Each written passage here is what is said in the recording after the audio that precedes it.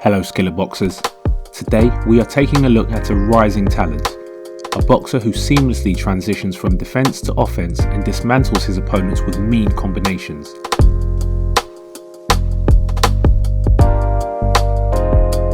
An experienced amateur who has had no trouble adapting to the tough demands of the pro game.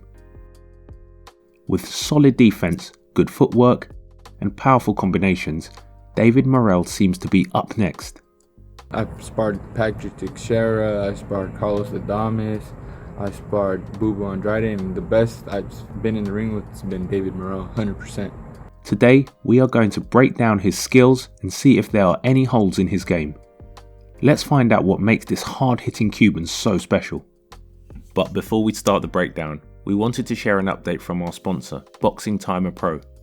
App version 1.5 introduces a new motion capture library with a growing collection of essential patterns and techniques. This update also adds 2 new training modules to the Skillr section. Download today and master the sweet science. Skillr Boxers can use the code below for an exclusive discount. Boxing stance. Morrell fights as a southpaw, alternating between an open stance and a high guard, depending on the situation. He usually uses the open stance when setting something up, probing with his lead hand and using his jab. He switches to the high guard when he's applying pressure and moving forward. Against Mario Cazares last time out, easy work. Mike Gravansky, third round now. The setup, how he's moving from one side to another, the angles. He fights with a wide stance, which gives him more stability, and often bends at the waist to evade shots. Notice 10 days. He said he. Otherwise, Morrell doesn't have to respect it. A fast learner and something here in this round, Morrell, which is the jab. What do you need to do? Get that. We've seen a growing trend of switch hitters and fighters who can operate out of both stances in recent years. While Morrell predominantly fights in a southpaw stance, he has switched stances sporadically. His shoulders so relaxed and able to. As a southpaw, when fighting an orthodox opponent, he's always looking for the outside foot position in almost every exchange, but more on that later on in the video. Now let's take a look at his best skills. Defense to offense transitions. Boxing is about both attacking and defending, but the order of these concepts varies throughout a fight. Some fighters will defend, waiting for their turn to attack, or attack until it's time to defend. Others bait their opponents, using their attacks to set up counters. And then there's David Morrell. For Morrell, transitions from defense to offense don't seem premeditated.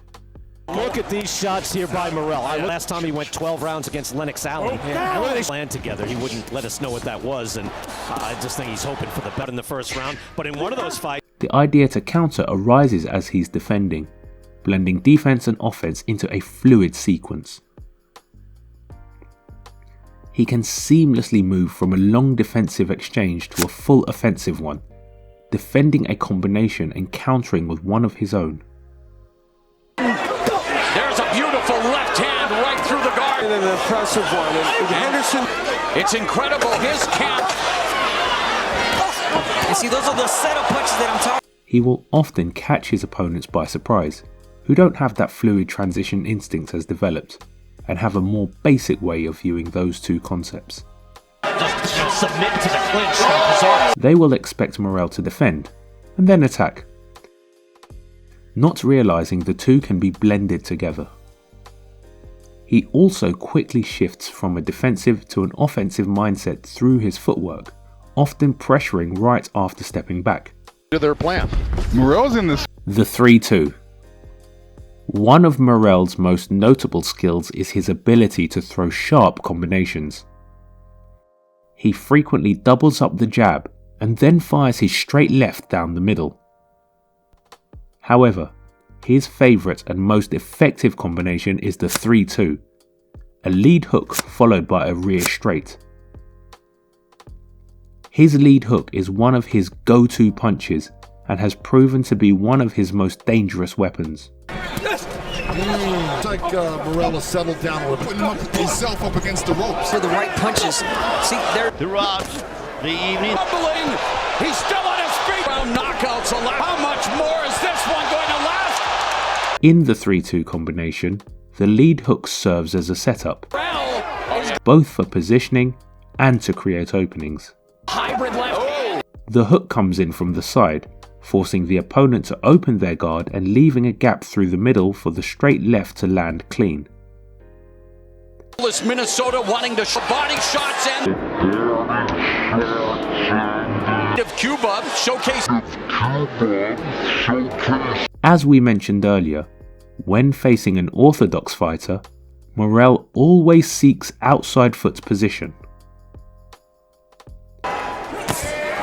With the 3-2, the lead hook also helps set up his foot positioning. He steps outside with his lead foot while throwing the hook, positioning himself perfectly for the straight left down the middle. Just submit to the clinch from Boxers. To his credit. As the lead hook positions him on the outside, the straight is perfectly aligned with the opponent's head. I mean, he doesn't care who they put in front. He will always repeat the sequence. Lead hook with step on the outside and straight left through the middle. Really do illustrate the one-sided nature of what's unfolding in the ring. Lead uppercut at short range. At short range, Morrell mixes up his combinations intelligently, attacking both head and body. One of his most effective punches at this range is his lead uppercut. Has power in that right as well. He throws a sneaky lead uppercut that often catches his opponents off guard. He's a little awkward, so he'll catch you off certain angles that you wouldn't think that's easy to throw a punch off of. He postures to the lead hand side and rotates his whole body into the punch. Early by Morrell. Gavronski tried to hold him. It's the opponent who did the knocking out. So I can't blame him taking. Speaking of uppercuts, he also likes to throw his rear uppercut as a bolo punch. We've seen other fighters like Ennis and Rigondeaux use this. And Morrell has been quite effective with it as well. While he has shown great ability to sneak in uppercuts and mix his combinations up at short range, there is a notable flaw in his game. Flaw: wide shots at short range. Although Morrell generates a lot of power with his short range punches, Left hand by Morrell. he often winds up too much before throwing. Lead left hand from Morrell. He sometimes spends too much time loading up the punch, giving his opponents an opening to counter. Capability of being in position. Additionally, his punches tend to be wide at short range. While throwing wide shots can be effective at long range, it's risky on the inside, as it leaves him open to faster, shorter punches. He's not letting Henderson get off. But he finds A good fight, and he's doing that right now in this first. punches and the more eye-catching shot. As a general rule, short wins against wide on the inside.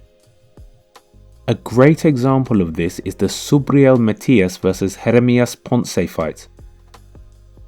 While Ponce threw wide shots, It is Ponce delivering the. Matias kept his punches short and came out on top in most exchanges. That both of these fighters. Looking to go to the penthouse at 140 pounds. 6 punches around Ponce, 70. Fall in love with landing headshots. You are a Subriel Matias. In Morrell's case, this could become a problem, especially if he faces a boxer who knows how to throw quick, short counters on the inside. But as we always say, no style is perfect. In Morrell's case, not only has he shown great technical ability, but also an innate killer instinct. But now, we would love to know your opinion on the comments. Do you see any other flaws or skills in David Morrell? Let us know, and if the video was interesting, you can find more in our channel. And to your left, there's a video specially suited for you.